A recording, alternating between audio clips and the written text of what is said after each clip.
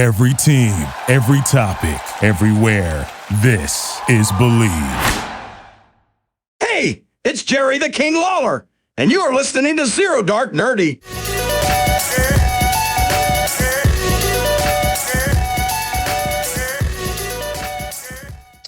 All right, ladies and gentlemen, welcome back to Zero Dark Nerdy, the world's most notorious pop culture podcast. The filthiest of the filthy. This is your boy, Brian, a.k.a. El Nino, and today I'm joined with... Me. Hi, I'm Sarah. You can find me on Instagram as Sarah is loading. And we also have... No, you're great. I want to cut in. My name's Jeffers. I am a Twitch streamer at Just Jeffers Games, and I also just launched a Star Wars podcast yesterday on my birthday. So Jawa Chatter. A video game. Nice. Happy birthday. Happy birthday, Jeffers. Just a little backstory out there. Sarah Chu has been a fan of the show for quite some time now. She's definitely been on a few episodes, anime, everything from cosplay. That's how we've met her, as the cosplay queen that she is. And Jeffers has been honestly just a great friend and a fan of the show. I'm glad to have him on the show. You went from what, Texas to San Francisco, right? Oh man, I grew up in Washington State, and then I lived in Austin, Texas for the past 7 years. And yes, now I'm in San Francisco.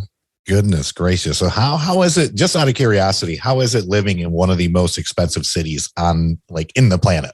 If you would ask me that the first year I moved here, soul crushing. The second year though, going past the second year, it's actually pretty good. The first year is just really tough financially, just being straight up. Gotcha. We appreciate the honesty. I've always been curious. I know it's one of the most expensive cities in the U.S. So, in the world, it's a very tough place to move to. But I think after you adapt a bit and kind of adapt to not just the city, but also okay, this is how much everything is. Then it gets easier. It does. So again, I feel for you because I live in probably the cheapest city in the United States, in Philadelphia. Please don't ever tell me your rent. You could just never tell me. Oh, yeah. Or mortgage, whatever you have. I just don't want to know. Yeah, actually, mortgage, it's cheaper to buy than rent, but rent is also pretty. No, it's definitely not cheaper to buy here. That's the sad part. Well, again, thank you, Ju, for joining us so much. So today we're going to be doing a nice little episode. I'm sure a lot of our fellow fans have heard out there. Microsoft/Xbox, same thing, has acquired Activision. A couple fun facts out there for those of you who don't know. Microsoft, in case you don't know who Microsoft is, but in terms of acquisitions, though, they're no stranger to this territory. We can go back to as far as 2017. They bought GitHub for $7.5 billion. They bought Skype for $8.5 billion. And before they bought Activision. So Microsoft actually bought LinkedIn. I was going to say you had. So yeah, I was right. This is where autocorrect sucks because I had it as LinkedIn and then it autocorrected to literally linked/in. Like Link, the character from Nintendo. They just bought him. Yeah, they went ahead and bought him. Funny she says that. These are just the ones they actually managed to buy. There are so many things that Microsoft has tried to buy over the years, and Nintendo was one of them. I heard about that. Yeah, it was like 99 around 2000. They approached Nintendo, and Nintendo laughed at them. Basically. Yeah. Wow. Do you remember how much that offer was worth, especially in 99? They didn't even get to that point. Yeah. We just straight up laughed them out of the room. No, just like, nah. Are you kidding? No. Wow. I can't even imagine who else Microsoft honestly approached. I mean, I'm sure they have many. They'll just buy whatever. I think. Yeah. I think they had to have been expecting that from Nintendo. Probably. I mean, I don't own a company worth billions yet, but I imagine if I were, trying to buy other companies, Nintendo's not one that I would have the confidence to think I could buy. I think Microsoft just likes to shoot their shot. I know. I'm like, that's probably why I don't have a company like this. There's that guy at the bar. They just need one yes. They don't care. Yeah, if we ask everybody, exactly. We'll somebody might say yes. Yeah, exactly. Everyone they buy are just the people that actually said yes. True. And when they get the yes, it's actually like they're bringing home the trophy wife. It's not like they're bringing home the person that you wake up next to with the beer goggles on. It's like, oh, this person's still great. I might marry they them. like shop for Nintendo, but they're like, Activision. Okay. Like, not too bad. Casual $70 billion. BetOnline.ag has you covered in 2022 and remains your number one spot for all basketball and football action this season, with more props, odds, and lines than ever before. Head to the new updated desktop or mobile website to sign up today and receive your 50% welcome bonus on your first deposit. Just use our promo code BELIEVE50 to receive your bonus. That's BLEAV 50. From basketball, football, NHL, boxing, UFC, right to your favorite Vegas casino games. Don't wait to take advantage of all the amazing offers available for the 2022 season. BetOnline.ag is the fastest and easiest way to bet all your favorite sports. BetOnline, it's where the game starts. Yeah, exactly. So 68.7 billion. It's going to go into effect. They're predicting next year, but that is the plan. And in comparison, I think the next biggest acquisition that we've seen has literally been when Disney bought Fox for $71 billion. So we're talking just a couple, and we're talking like it's chump change here, but just a couple $1 billion less than a movie conglomerate, which is Disney. I mean, and everything conglomerate. Yeah, I didn't know this was the largest video game acquisition in history. By far. Disney bought the entire Star Wars franchise for like $5 or $6 billion. So that just really puts into perspective of how much money they spent on this. Exactly. So, as we get started on this, and Sarah, we'll start with you. Like, what was your just kind of initial reaction when this came through? Because I'm sure just like you and Jeffers and myself, I saw this, come through my news feed and my phone in the morning, Microsoft. Well, at the time it said Xbox, but we all know Xbox is Microsoft. Microsoft buys Activision Blizzard for this much money. And I was like, oh my gosh, they're getting ready to change the game. And we'll get to this in a little bit. And particularly because my main complaint about Microsoft, especially in Xbox, is that their console specific games are not as strong as PlayStation. And I think this does get them in that playing field.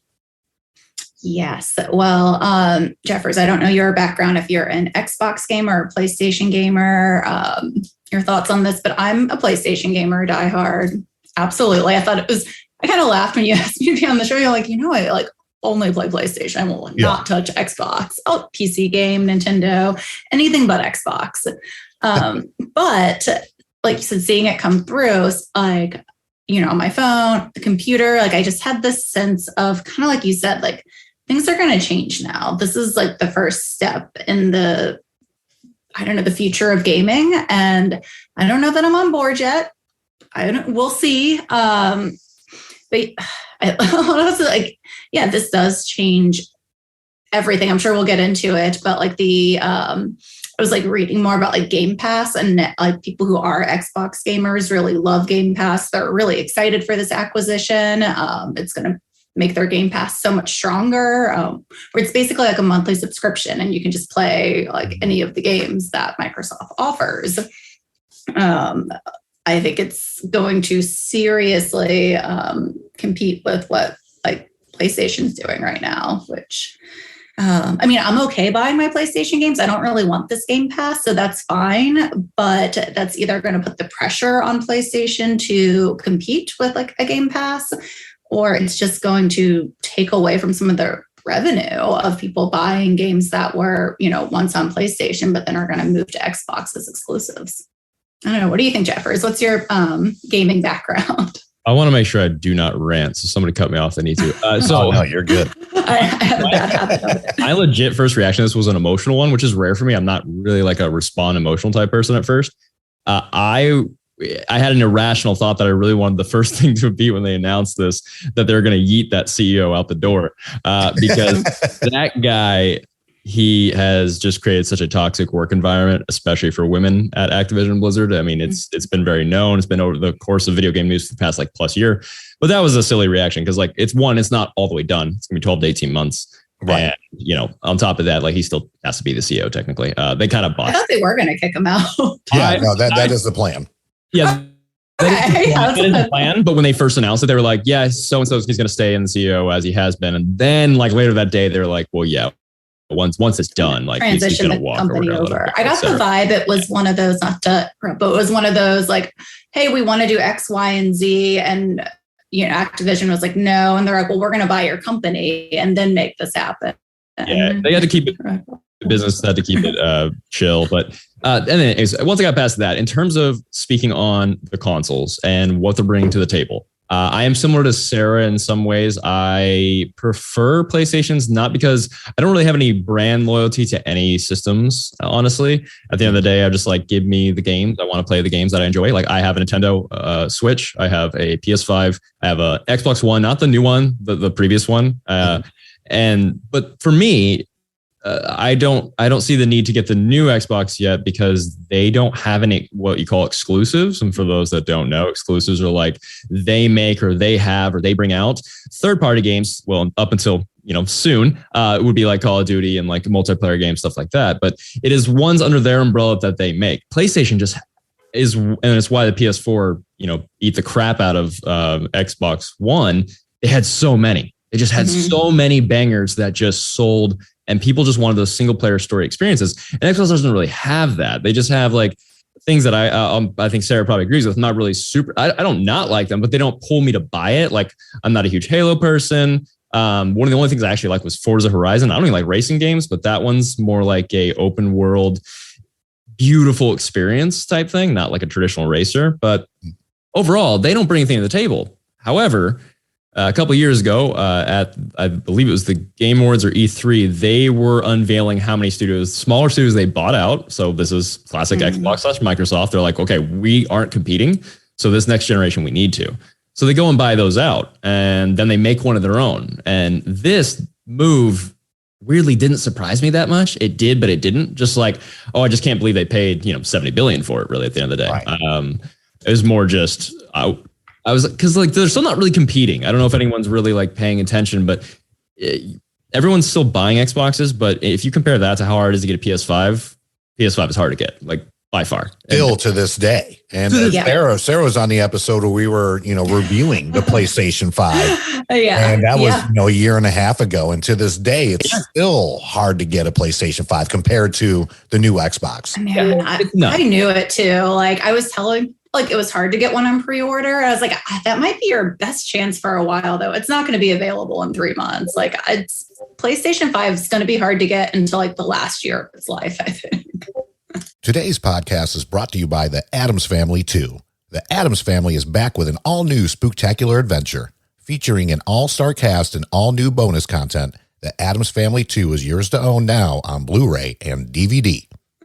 It's really interesting though, because I don't know. Now that they've done this, they are literally going to be pulling Call of Duty and things like that into an exclusive. I mean, some people will argue and say, no, they're not going to do that. There's too much money. And I'm like, you don't buy a $70 billion. This is the same conversation I had the last time they made a major purchase. It was Bethesda, and everyone, like people, I'd be streaming and they come and chat and they'd argue with me. They're like, no, you don't. They're not going to do that. They make too much money in Skyrim. I was like, you don't buy that big of a company and not make it exclusive. You just don't.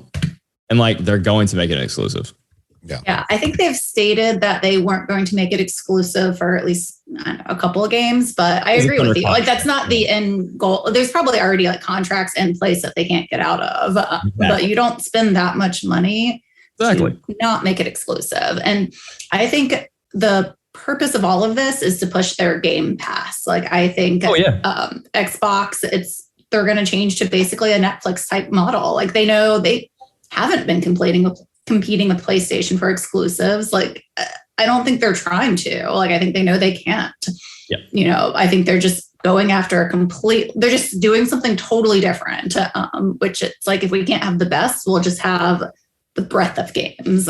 Right. Because, I mean, especially in this day and age, when you see that you can literally go on Amazon and buy a old school arcade console and play like a lot of the old school games, you're competing against that as well, whether if you're Xbox or PlayStation. So it's like you have that nostalgia feeling of bringing in the old games. And that is, honestly, I will say, Xbox's bread and butter right now is the Game Pass of bringing in a lot of these classics in there, where PlayStation's like, yeah, but our exclusive are their money, and they are. I mean, we're talking God of War, we're talking Last of Us. I mean, classics out there that Xbox, their bread and butter's always been Halo, but unfortunately for them, they never really diverted from that and tried to grow from that. Right. Well, it's interesting though, because I think people always think of these two companies as like a console war. And I think people might disagree, but we're getting away from that a bit. They're just going in two different directions. And I think that's probably better for everybody. Xbox is going more the subscription base. They're going more like, we have all these offerings for this fee. You can just like have all of this. They're going more of a budget route, which is great. I want everyone to be able to play games. They're expensive. Let's just be honest. They really are. Yeah. They're my main hobby. So like that's what I would focus any little money I have into in San Francisco. But actually that Game Pass is looking good now. No, yeah. And I have Game Pass. I don't use as much as I should, but like it's awesome. It's a great idea. Though Sarah mentioned PlayStation doing something similar. They already are working on it. There's a lot of reports of them already working on that, which makes sense because I think that's just more of a technology thing as well. We're just getting where things are just more subscription based, which for better or worse, it's happening. Though I think there's one thing interesting that I want to bring up about this acquisition. I think this means in the future, because Game Pass, if you just do the basic Game Pass, it's $10 a month in the US. If you do Game Pass Ultimate, I think it's $15. So that gives you PC and Xbox. But once this is like done, like I'm talking the future, because we know it's not like 100% done, right? And all these come into the fold, come under the umbrella. I think it's almost a guarantee that in the near-ish future, we see the first price bump of Game Pass, because they will have hooked everybody. They have all these games on their umbrella, and they're like, well, now it's time to pay up a little bit, because Game Pass doesn't really make you much money, but it's more to get people under your brand, not to sell consoles. Because quite frankly, even with all these, Xbox doesn't really have any exclusives, because you can get them on PC and Xbox. They release everything on both. So I think they're just going to kind of pull the rug out a little bit. Yeah. I absolutely agree with that. I think they're going to wait to everybody. We've seen it like with Netflix, Uber, all these like services. They start out really cheap. They're not making any money off of them. From what I hear, game companies don't actually make money off consoles. It's like the games exclusives, the like extra stuff you spend your money on. So I think they are going really hard after the subscriptions. Looked up some numbers. For Game Pass, there's 18 million subscribers right now. Call of Duty average monthly player base of 53 million. I said those numbers right, 18 million. So like that right there. Just tell them that you're including. There you go. Charge them $10 a month. And then once, people have moved over, then just $15 a month right there. Yep. Yeah. No, completely agree. And even according to the latest reports, obviously, they're saying that the next 3 Call of Duty games are going to be available for both Sony and Microsoft consoles.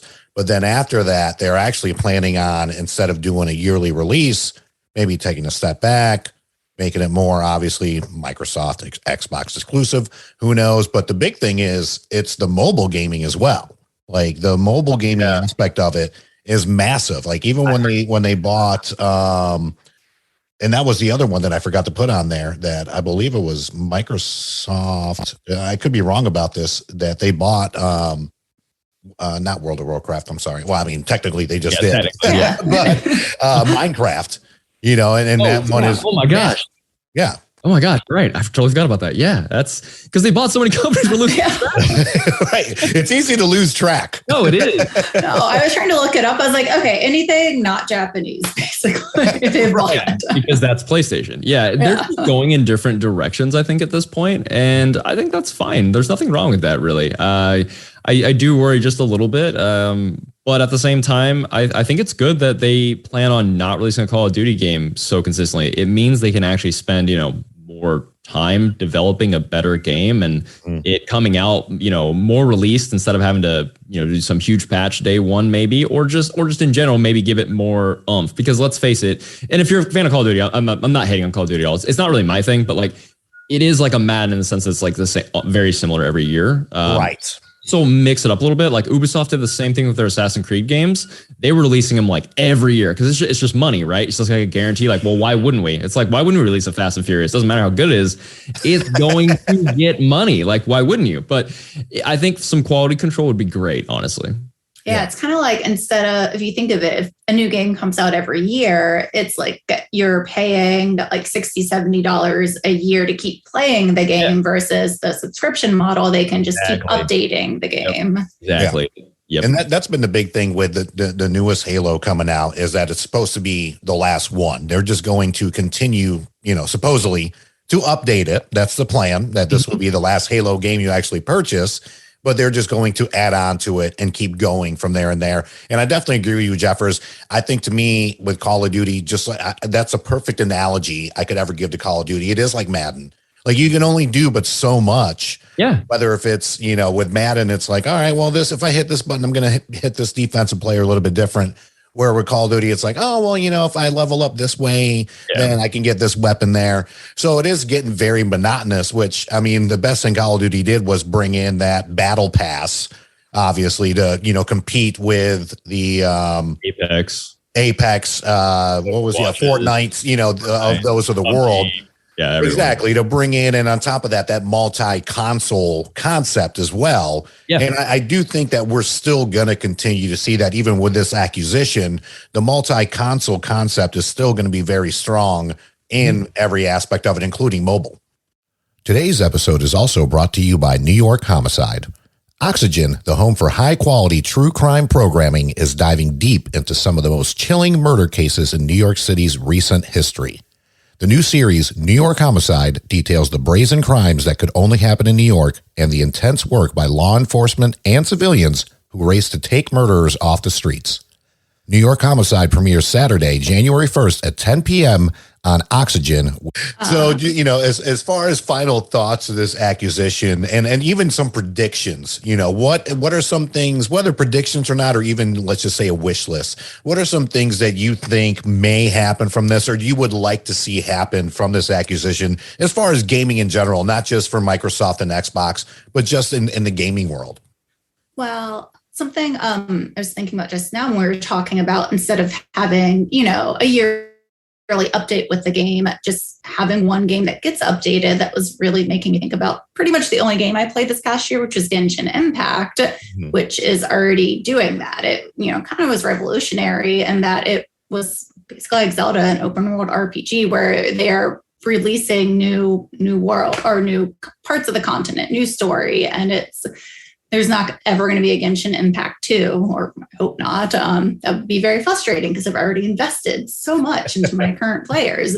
They just keep giving us more game, and that's been wildly successful. And I think we're going to see more of that with these like big names, Call of Duty. Yeah, I agree with Sarah. They're going the way of games as a live service. That is what, whether people like that, love that, hate that. I'm not saying all games gonna be like that because I think a lot for PlayStation, for example, is not going to go that way for the most part, at least not for a long time, and at least not all of them.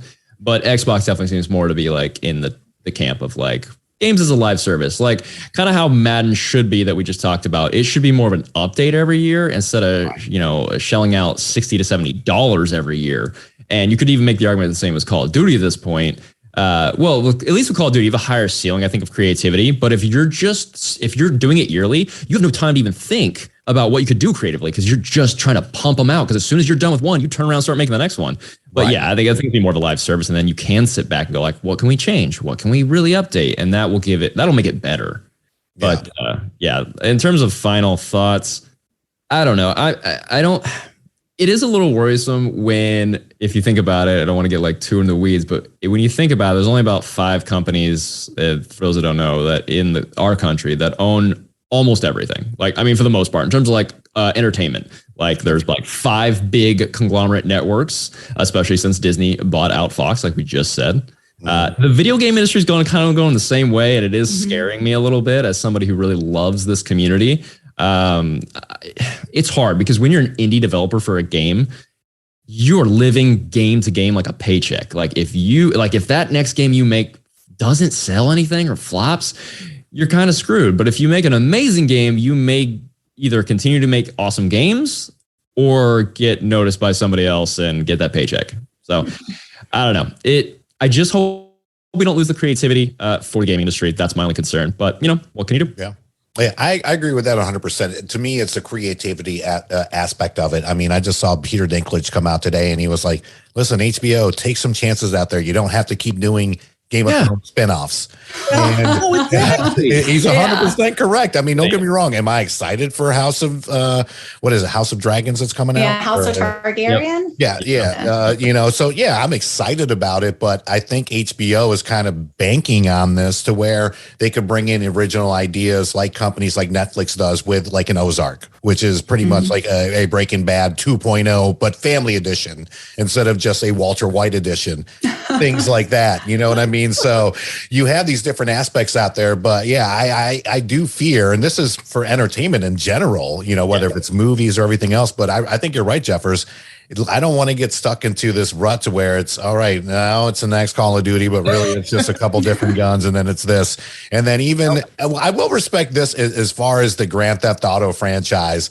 I am glad that they take their time coming out. I mean, I have heard the next one coming out is going to be, on a World of Warcraft kind of tip as far as open world, this, that, and the other. And honestly, I'm cool with that because why kind of keep reinventing the wheel when you can just continue with a very successful franchise and just keep updating it and make different missions and different things fun for everybody else. It's already, just like you said, Sarah, you're invested in it. You don't want to see a part 2. You don't want to lose all your shit you ranked up to, you know what I mean? And then have to start all over again when they come out with a new game.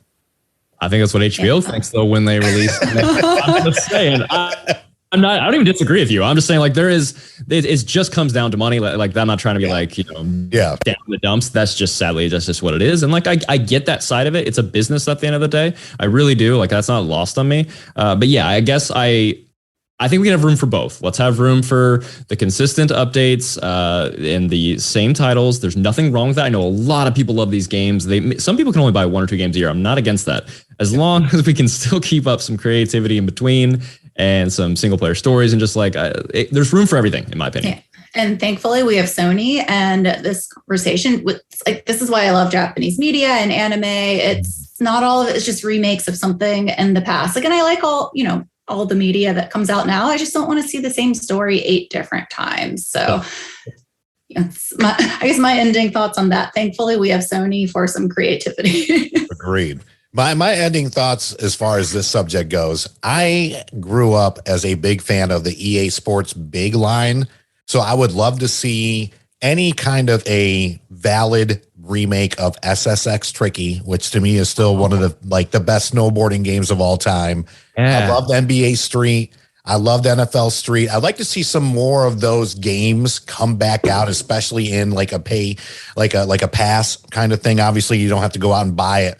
But if they could bring those in and bring in the graphics, almost kind of like what they did a couple years ago when they did the remake of Tony Hawk 1 and 2, I would love to see that, but I don't want to have to go out and buy the game. If you could just have it on, your pass, whatever it is, I would love to see that because those are some of the, it's just those no nonsense games where you don't really have to think that much. It just visually looks cool. It's fun to play and you hit a couple buttons and you're having a good time. Games can just be fun. There's nothing wrong with that. That brings up a good point though. Do you want to see any resurrected Left Behind franchises? Because Activision has quite a few of them actually.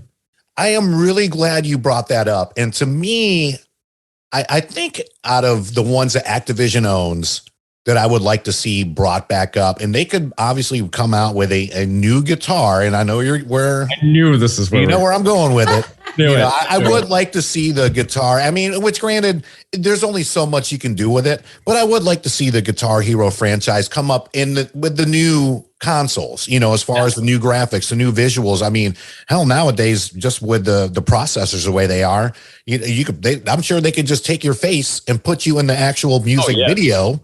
Yeah, of whatever band that you're playing with, so it doesn't have to be just, you're playing as Tom Morello. Now you're playing as Tom Morello, but it's your face on Tom Morello's face, so taking the new technology and then bringing life to that franchise, honestly, I think it would go over great. Oh, I think it would too. Yeah. Guitar Hero was big for people who didn't even play games, honestly. So right. And if we can bring back sitcoms that have been off the air for 15 to 20 years, I'm pretty sure you can bring back Guitar Hero and probably have some succse. I'm pretty sure Guitar Hero was in Gossip Girl. Like that's how big it was. There you go. There's your answer. I think it'd be interesting to bring back, which is weird because Sarah, I don't know how long you've been playing PlayStation, but Activision's actually the one that owns Spyro. But when I think of Crash Bandicoot. Those are PS1, kind of like mascots, basically. Yeah, exclusives, really. I was going to say, I was like, is this dirty? Like, if I say this? No, not at all. So messed up if they brought them back. Yeah, they're going to, that would be cool to bring them back. I mean, Crash is. I just want to see the fight. You know, there'd be a fight between them, an epic battle if they did that. No, it'd be cool if they brought back some franchises, I think. So yeah, I agree, Brian. It'd be interesting. Yeah. And I mean, to be honest with you, I thought they did a great job with Ratchet and Clank. So I mean, why not do a great job with Crash Bandicoot, which was one of my favorite PlayStation exclusives. Yep. So, and then you can even do the crossovers like they did back in the day with Sonic and Mario, the Sonic and Mario, you know what I mean? So you could have that aspect of it. They're going to make their own little universe, I'm sure. There you go. Well, listen, before we sign off, this is a little section of the podcast that we'd like to call Solo Dubs. So, Sarah, we'll start with you. Obviously, the cosplay thing in full effect. I don't know how you're doing in Philly as far as COVID. I know a lot of stuff as far as we go. I'm sure where Jeffers go has been kind of shut down, pushed back. But, just as far as streaming or even events coming up, what do you have in store?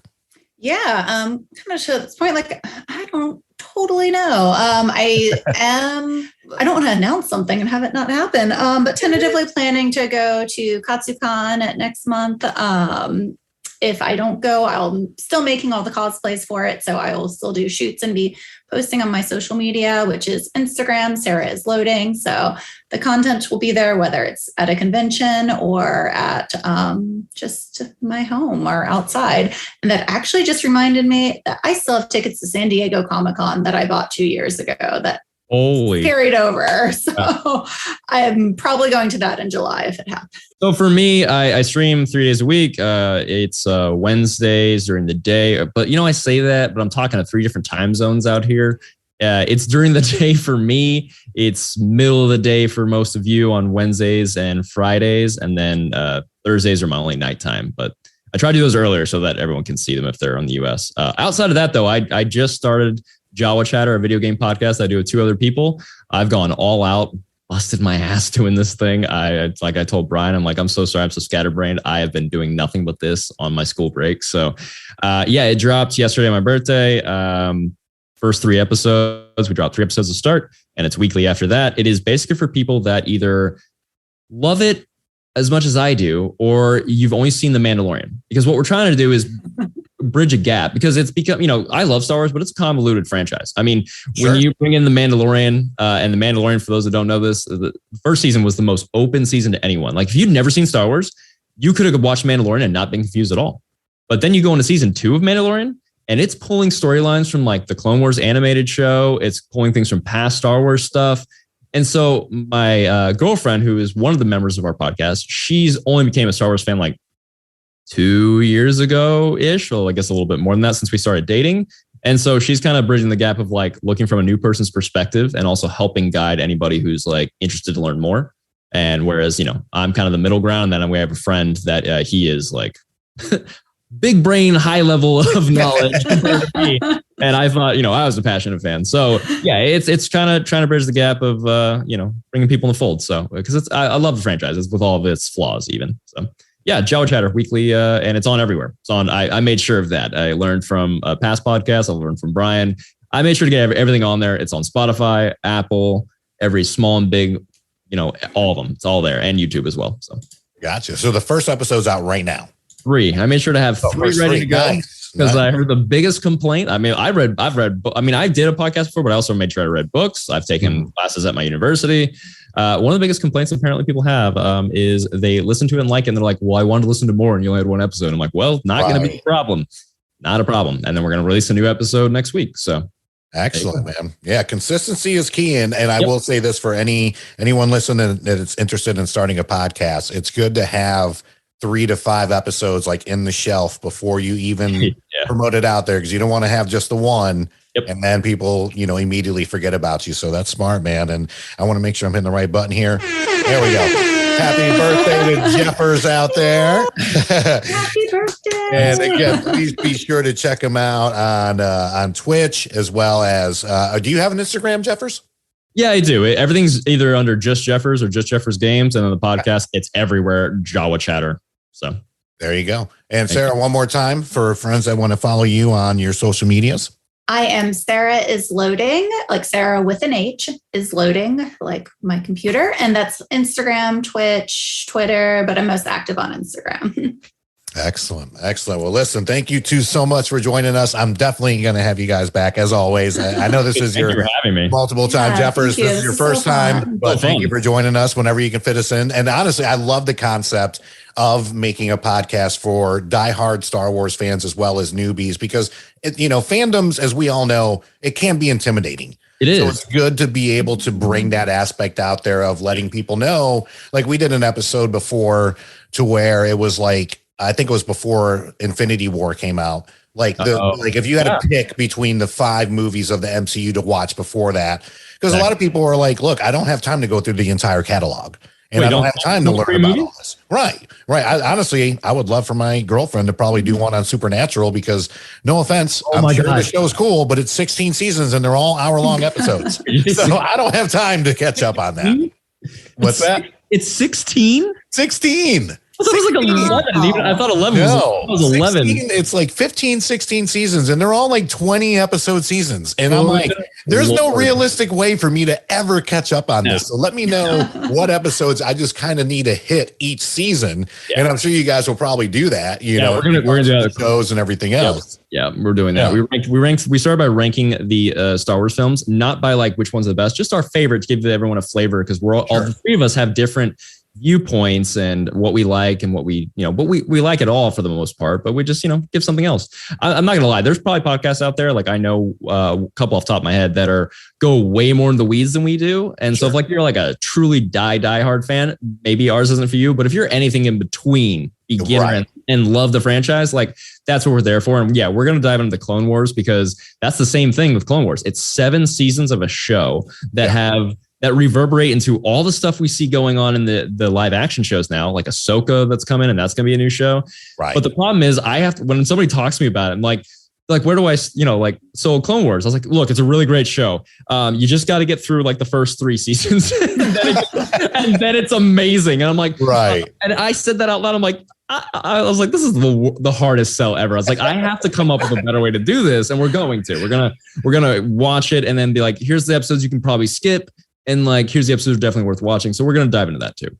I love it. And Sarah, of course, we'll have you back on for our annual anime podcast. And of course, to catch up with all your cosplay magistry that you do. I'm excited for it. Yeah. Again, thank you so much for joining us. Be sure to check them out on their social medias.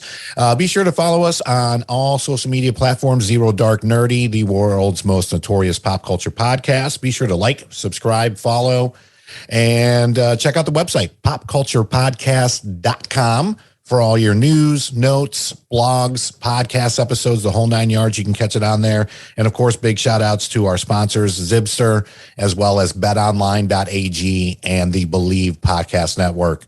Have a great new year out there, everybody, and we'll catch you next week. Peace. All right. Bye. Bye.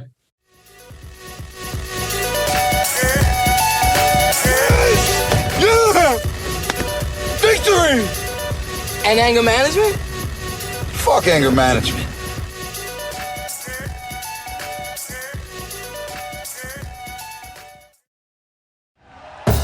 Thank you for listening to Believe. You can show support to your host by subscribing to the show and giving us a 5-star rating on your preferred platform. Check us out at Believe.com and search for BLEAV on YouTube. Hey, it's Michelle Beadle. That's right, the Michelle Beadle. You're welcome. You love talking about sports. I love talking about sports. You know the only thing cooler than talking about sports? Sports! And right now, all your favorite sports are on Sirius XM. I'm talking every NFL game, every game from the NBA, NHL, MLB, every NASCAR race, golf major conference college sports, and all the top games in the WNBA. If it gets your heart pumping, it's on SiriusXM. To start your free trial of SiriusXM today, visit SiriusXM.com/believe.